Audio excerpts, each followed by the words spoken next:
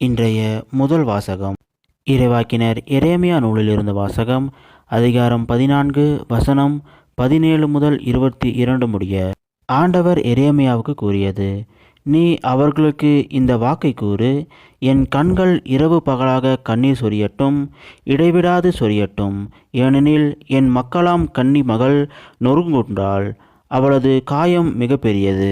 வயல்வெளிக்கு சென்றால் இதோ வாளால் மடிந்தவர்கள், நகரில் நுழைந்தால் இதோ பசியால் நலிந்தவர்கள். இறைவாக்கினரும் குருக்களும் தங்களுக்கு முன்பின் தெரியாத நாட்டில் அலைகின்றனர். நீர் யூதாவை முற்றிலும் புறக்கணித்து விட்டீரா? சீயோனை உள்ளம் வெறுத்து விட்டதா? நாங்கள் குணமாக முடியாதபடி ஏன் எங்களை நொறுக்கினீர்? நாங்கள் அமைதியாக காத்திருந்தோம், பயனேதும் இல்லை. நலம் பெறும் காலத்தை எதிர்பார்த்திருந்தோம், பேரச்சமே மிஞ்சியது. ஆண்டவரே, எங்கள் குற்றத்தையும் எங்கள் மூதாதையரின் தீமையையும் நாங்கள் ஏற்றுக்கொள்கிறோம். நாங்கள் உமக்கு எதிராய் பாவம் செய்தோம். பெயரை முன்னிட்டு எங்களை உதறி தள்ளாதீர். மாட்சிமிகு அரியணையை அவமதிக்காதீர்.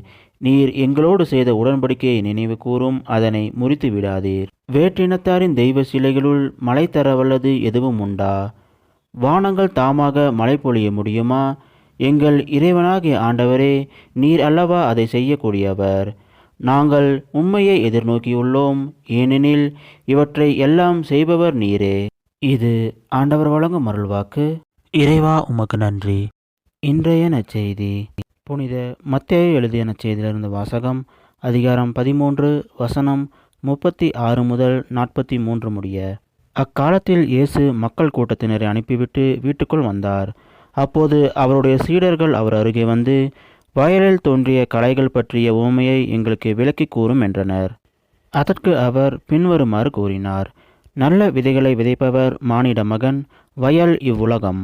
நல்ல விதைகள் கடவுளின் ஆட்சிக்குட்பட்ட மக்கள், களைகள் தீயோனை சேர்ந்தவர்கள். அவற்றை விதைக்கும் பகைவன் அலகை. அறுவடை உலகின் முடிவு.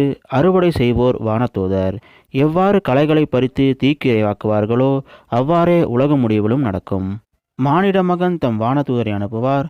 அவர்கள் அவருடைய ஆட்சிக்கு தடையாக உள்ள அனைவரையும் நெறிக்கெட்டோரையும் ஒன்று சேர்ப்பார்கள். பின் அவர்களை தீச்சூழியில் தள்ளுவார்கள். அங்கே அழுகையும் அங்கலாய்ப்பும் இருக்கும். அப்போது நேர்மையாளர் தம் தந்தையின் ஆட்சியில் கதிரவனைப் போல் ஒளி வீசுவர். கேட்க செவியுள்ளோர் கேட்கட்டும். இது கிறிஸ்து வழங்கும் நற்செய்தி. கிறிஸ்துவே உமக்கு புகழ்.